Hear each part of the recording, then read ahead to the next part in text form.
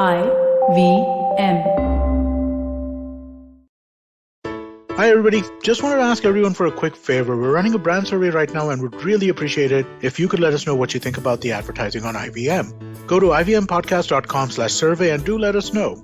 As part of this, we'll be selecting 10 random participants and sending them some IVM swag, so do fill out those surveys.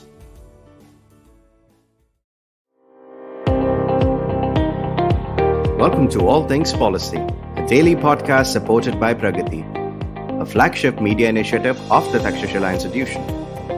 We're a bunch of policy nerds based in Bengaluru, and we like to bring a fresh perspective to Indian affairs and an Indian perspective to global affairs. So grab a cup of coffee, sit back, and join us for today's chat. Hello and welcome to All Things Policy. This is a pretty special episode for us because of a couple of reasons. Firstly, Prateek and I are recording this in the middle of GCPP Tech and Policy Workshop while our students are working on a project around semiconductors. So in case you're interested to know more about the program, we'll put a link in the show notes. Applications are now open. I highly recommend that you check it out. And secondly, because this is actually one of those episodes where we get to talk about legislation in tech that is not exactly groundbreaking, but just extremely interesting to look at. I am, of course, talking about the Filter Bubble Transparency Act that was introduced in the US. It's the act is still a bill, and it's got a very simple purpose. The idea is that it requires internet platform give the users the option to engage with the platform without being manipulated by algorithms driven by user specific data. Now, this sort of changes the nature of feeds, news feed, and other content feeds. And it's fairly interesting because it applies to just a bunch of companies, right? So I think before we get into looking at the bill itself, let's sort of put this into context with some academic studies. Of course, I have just a person here to do that with. Prateek, welcome to the podcast. Could you please take us through this?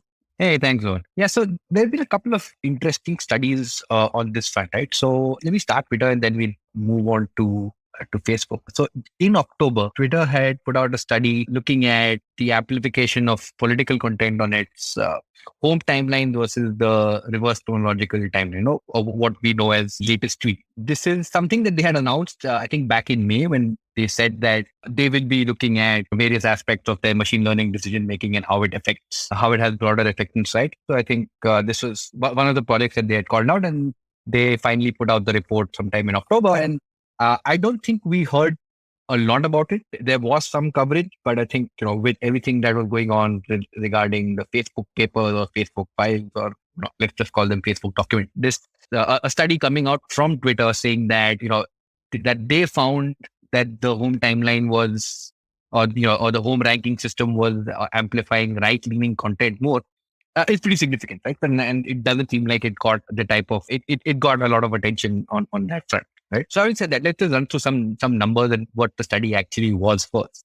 So I think they covered about 9.3 million daily users, monetizable daily active users as they called it, and about I think 80% of these they ran through the algorithmic timeline, what we call the algorithm timeline or the home timeline, basically, which was the treatment group as such, and about 20% which looked at your standard latest tweets, or the reverse chronological feed, which was the control group. They ran this from April to August 2021, and in 7 countries, right? So they did this for the US, UK, Japan, France, Germany, Spain, and Canada. I think it's worth noting that I think they initially started off just with US and UK, and somewhere along the way they got feedback that they should expand the pool of countries, so that because Twitter is a global platform. So they did 7 countries. Yes, it would have been interesting to have India in there to see what the results look like, but at least for now we don't. And what they tried to do was, looking at these users, they tried to measure the amplification of political content on home timeline versus the reverse chronological one. And they did this in 2 parts, and I'll come to what the results were for each. But one was for politicians across all 7 countries, and the second bit of it was for media publication, and this aspect was restricted to the US. Couple of limitations I think worth noting is that, look, even in this scenario where they had this 20% control group of people who just were in, or accounts, not actually people, who just had the reverse chronological timelines, it didn't exist in a vacuum, right? There were going to be effects from other users who were using the algorithmic or the home timeline, right? So there's always going to be that aspect. And I think they've called that out, saying that this is a potential limitation. And the other being that over time, since they introduced the algorithmic timeline, I think 4 or 5 years ago, they have been using the differences between what happens with this control group that they maintain and the regular home timeline, and they've been using that to make improvements in their features, right? So over time that it got tweaked as well. I think those are two things to keep in mind. Now, let's go to the bit about politicians first, and it's especially interesting because as I sort of indicated earlier, that there did seem to be a bias towards amplifying right-leaning content. So so in those 7 countries, I think they did this for approximately 3,600 legislators, and in 6 out of 7, so all except Germany, in aggregate, right? At this point is important. In aggregate, parties on the right were amplified a little more than parties on the left. And I think specifically in UK and Canada, this was the highest. This is notable because in both those countries right now, the Conservative Party is in power, right, which is right leaning. So the Prime Minister, Cabinet Ministers, etc., significant public officials also make that list. So they also excluded those, right, and basically found that the net results didn't really change significantly, right? So irrespective of whether it didn't change that much. Now, at an individual level, it's interesting because while for some politicians, I think they saw amplification up to 400%. Also, there were also cases where it was less than 0, right? Which means that you were less likely to see content from those politicians across on the home feed or the algorithmic feed versus if you were just looking at the reverse chronological feed, right? And at an individual level, there did not seem to be a significant difference between, whether the party was in power or not. The other interesting thing to note was that what they observed was that amplification of, I think, parties that you'd probably identify as far left or far right was lower than the more mainstream one. And this is a little counterintuitive given a lot of the discourse that, those parties tend to get amplified more. The only counterpoint I can maybe add here, and something actually worth considering or food for thought, is I think we also have to consider the fact that, look, even the more mainstream parties are adopting points from the parties that are, more far left or far right, right? Leaning towards the other extremes of political spectrum. So I think we need to take that into account. But nevertheless, I think this is an interesting observation that the far left and the far right ones seem to see lower levels of amplification than the more mainstream ones. The other interesting thing was that The Economist also did, I think, an article on this, and they used Twitter's data to see that, to go back to the overall aggregate amplification of the right versus the left, right? And they looked at the data and put it into a slightly different model, which also accounted for vote shares in recent elections. And in that case, again, they found that it still favored right-leaning parties. Very quickly, I'll just talk about the media part of it as well. Now, in that, like I said, it was restricted to the US, and they relied on 2 types of classification, right? One by, I think it's pronounced ad fonts, and the other by all sides, which essentially classify various publications, based on leaning right from right, left, right, neutral. And here they found that, partisan sources were amplified more, and those on the partisan right were amplified a little bit more than those on the left. Again, I referenced the Economist article earlier that incidentally also looked at accuracy ratings, and they claim based on their analysis that the ones that were rated less accurate received a little bit more amplification than the ones rated more accurate. Right. Just another important point to note is that there is a difference between the way ad fonts and all side classify a lot of publications. They especially, I think there's general agreement on what on the right side of the spectrum, but on the left, I think there is a little bit of a difference in the way they do it, in the sense that I think, so just take an example, right? So I think ad fonts classifies New York Times opinion and New York Post, while all sides classified them as left and right, right? So there is a tendency for ad fonts to classify more, especially the ones especially more left-leaning publications as neutral. Right. I think that's incredibly interesting. And I do have questions that I'd like to sort of ask and also then move on to talk about the bill. But before we do that, let's take a quick commercial break. Today, with employees and IT teams no longer working under the same roof, fixing glitchy PCs and proactively managing the PC fleet is increasingly difficult. Intel vPro addresses these problems with two technologies. Intel Active Management Technology establishes a secure connection between Intel IT and Intel vPro-based PCs. In the event of a cyber attack, Intel Active Management Technology, or Intel AMT, lets IT repair and manage multiple systems simultaneously wherever they may be. The second technology is Intel Endpoint Management Assistant, or Intel EMA. EMA enables manageability via simple cloud-based web tools. Both these tools are part of the Intel vPro platform and allow faster response times, fewer help desk tickets, and lower support costs. Visit intel.in/IT heroes to know more. Remember, Intel vPro, it's built for business. Hi, welcome back to All Things Policy. I'm here with Prateek, and we are going into some fascinating academic research about filter bubbles and about how content is shared and people engage with. So, are there any other studies that we should be aware of before we talk about the bill itself? Yeah, so there's at least one more that that came out recently, right? And this was a paper by Jack Bandy and Nicholas Diakopoulos, and they did something similar in the sense that they compared the the reverse chronological and algorithmic feeds to just get a sense of what type of content is amplified. Now, this was not restricted to just political content as Twitter's was, and of course, being external researchers not having access to the same amount of data, they had to go about it in a slightly different way. So what they effectively did was that I think they followed a whole bunch of political accounts on the left group. Sorry, in the US, group users created profile and then essentially created, I think if I remember correctly, it was about 8 accounts, 4 left leaning, 4 right leaning. Right, these were dummy accounts that just had different that followed different types of accounts. Right, they just mapped it according to some existing users, and I think they sampled it about 50 tweets from their timeline about twice a day. Right, again, this is due to limitations of the amount of data they could collect, etc. And I think they also found out that between, at least for the factors they were looking at, between looking at 50 tweets and a larger number of tweets, there wasn't a significant difference.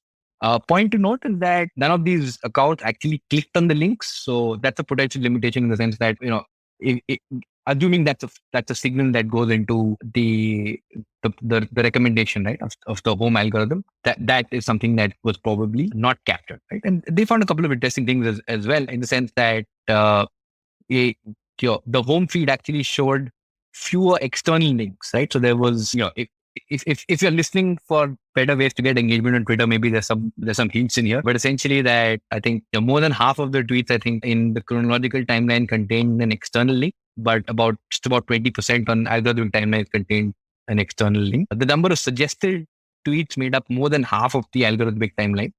Interestingly, there was more source diversity in the algorithmic timeline now diversity in the sense just meant more accounts, not necessarily political leaning or anything of the sort.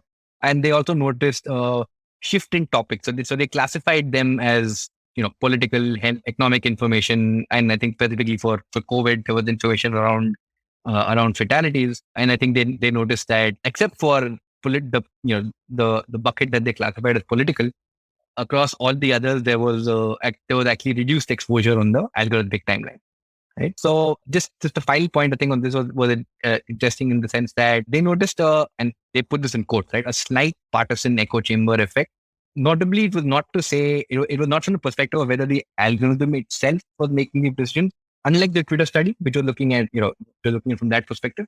This was rather looking at, what happened for, in terms of exposure to partisan accounts, right? That these 8 test accounts that they had set up, that they were following based on the home versus algorithmic versus the chronological feed. And I think there they found that in both cases, the number of bipartisan accounts, that if you could classify them as, I think the classification they used was whether they were niche left, bipartisan, niche right, and right.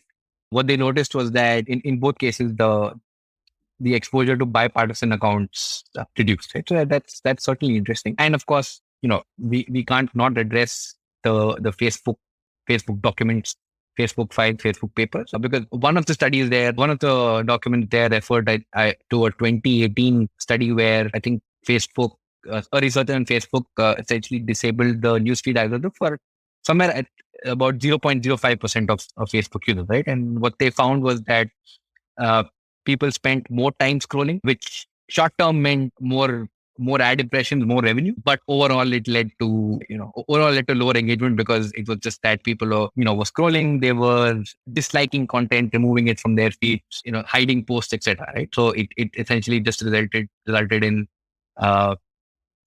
initially I think more ad revenue, but overall reduced engagement. Right? So it's not as straightforward as one is necessarily better than the other. I think there are important aspects to consider with both. Right. That's quite fascinating. The one thing I did not think I would hear on this podcast today was tips to improve my Twitter game, but I'm quite glad that we went there. But let's sort of take a moment and now talk about the bill itself, which I think is an interesting piece of legislation. Because my takeaway from this, and I read this yesterday, was that generally, if you're a company of a certain size with a certain amount of revenue, you're not allowed to. Now, the one thing you need to do is to have more transparent algorithms, as in, now, let me rephrase that, is to provide the users the option to go with the feed that's not algorithmically altered based on personal data that's been collected on you. And I'm not entirely sure that this is, I mean, the objective of this is not very clear to me, and Prateek, maybe you can help me here. And I don't even know if it's going to be effective. The reason I say this is because I am a frequent user of Reddit, and Reddit gives you the option to sort of switch between feeds. It gives you the option to go with the most popular stuff, or it gives you the option to go with stuff with the subreddits that you follow. And I often switch between the two. And maybe on Twitter, I recall that there is an option to change your feed to latest or to keep it to the hottest content that's out there. And of course, like, I don't know how many people change between them, but broadly, I haven't seen this to be a very effective way. I mean, the choice architecture is such that people don't generally go with the chronological feed because there is not a lot of value, I would say, in going there. So, but do you think differently, or what do you think the objective of this bill is, Prateek? And do you think this is a good way to get there? Yeah. So So I mean, look, there's with any of these bills right now, there is always going to be an element of political theater, right? I think, and we've discussed that, especially in the US right now. So let's set that aside. I don't think the bill mentioned reverse chronological itself, but I think they refer to two types of algorithms, right? One being an input transparent algorithm, where I think the ranking system is allowed to use information that users explicitly provide for ranking, right? Which, as per the bill, includes things like search terms, filters, save preferences that users may have put in, their current geographical location, and information about, their current, a user's follows or subscription that they currently have, right? And it cannot be based on inferences of, where or based on their historical activity, historical locations, general device interactions and financial transactions. I think they make an exception for age appropriate content. So this is the input algorithm, and the opaque algorithm is, of course, where you are relying on information from users, right? Now, interestingly, I think we also have to look at applicability, right, of this, because I think it says that it would apply to companies with more than 500 employees, and I think a greater average annual revenue of $50 million or more in the past 3 years, and 1 million users, right? So it's not necessarily affecting everyone on the entire internet, but it's still affecting a significant chunk of the internet that is not Facebook, right? And I think that's important to keep in mind here, because a lot of these laws it seems like they're written with Facebook in mind, but they apply to broader sections of the internet. So, so Shoshana Wodinsky had an interesting article in Gizmodo where she talks about, look, this means that Spotify will now have to have a version where, it can't recommend artists based on who's having concerts in your area, etc. Right? Or Netflix cannot use cannot use all types of information. It's going to be a lot more restricted in the way that it makes recommendations in one version of it. Right? Again, I think, to be fair, it doesn't say that you can't do any sort of ranking. It says you have to have a version, right, of the service that uses the input transparent algorithm, and users can switch between them. I think that is certainly better than a scenario where they just try to mandate that you can't use any sort of algorithm, right? I think that's something to keep in mind. But yeah, it's going to be interesting to see in the sense of what the broader applicability of this of this means, because this is not just going to apply to the likes of Facebook, Twitter, right? TikTok, for example.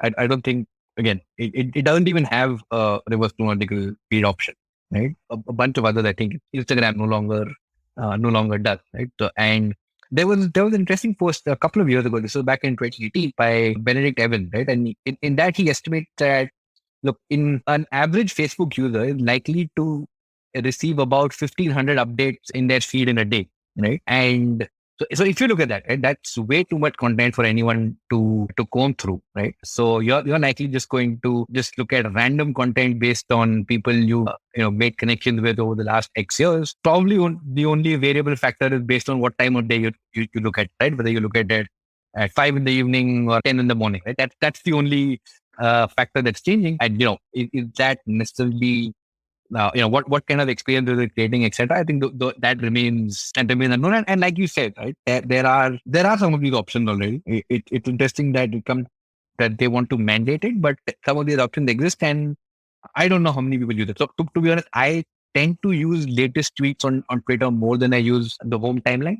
But I don't think most people use it that way, right? Like I think, like you, they tend to favor on Reddit the hottest tab or the home timeline or whatever. So it remains to be seen, whether this is whether it'll even pass, right? I think that's always something to keep in mind, because there are a lot of these bills floating around, and what final form they pass in, whether they pass in, remains to be seen. But even if they don't, I think it creates a momentum, it creates a conversation, which is not just limited to the US. Right? And I think that's why it's important to monitor these things around the world, because the way there is this regulation contagion that's happening, right? With these platforms, if one country does something, another one wants to follow very quickly, right? So that's one of the reasons why I think we try to track these conversations in different countries.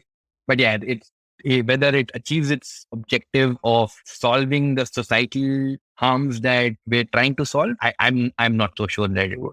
Fair enough. I think the best possible conclusion for this, for us to come up with this, is that time will tell, because we'll have different countries responding in different ways based on the success or failure of this legislation and how it's perceived. So hang on tight. I'm sure that we're in for interesting times. Prateek, have you got any final thoughts? No, nothing to add. Right. So thank you, Joe, for joining us. Thank you, Prateek, for taking us through a lot of literature and through the details of this bill. We will see you in the next episode of All Things Policy. If you liked our show, don't forget to check out other interesting podcasts on the IVM network.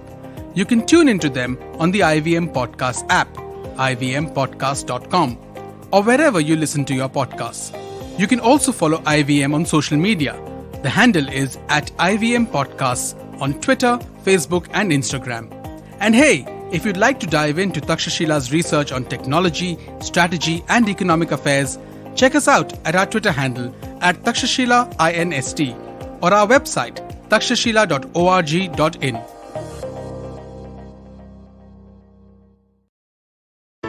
Hey, it's been another great week on the IVM Podcast Network.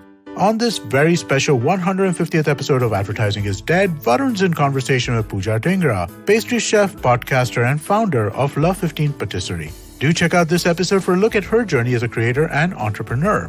On Paisa Vaisa, Anupam is joined by Ravi Ravulaparthi, CEO and co-founder of Kapita FinTech. They discuss the problems when it comes to ESOPs, i.e. employee stock options. Facebook announced their rebranding and its ambitions on becoming a metaverse company. On Simplified, Tony, Chuck, and the others talk about what this means. On All Things Policy, Ruturaj Gowaikar and Aditya Parikh discuss the European Union's Arctic strategy. And on Say No to Drama, tune into episode Moodiness, My Birthright, as Chetna talks about how you can be as moody as you want to be. Do follow us on social media. We're IVM Podcast on Twitter, Facebook, Instagram, and LinkedIn. And do follow us on YouTube. We have a number of different channels. You can find them on ivmpodcast.com/YouTube, where you'll be able to take a look at all of the channels we have. And finally, we'd like to thank our sponsors this week: Cred, Bank of Baroda, Quarter, CoinSwitch, Kuber's, Slay Coffee, Intel, and Oxfam India. Thank you so much. You make this possible. Don't you think that if everyone around you is getting smart, you better be smarter? Hey there, I'm the traveling professor Siddharth Deshmukh, and I'm back with season 2 of my podcast to make you smarter. Smarter with Sid. What's this season's focus about? Well, it's about 10-minute nuggets that will make you stand out at work. It's time to go from smart to smarter. Tune in every Tuesday and Thursday and become smarter with Sid.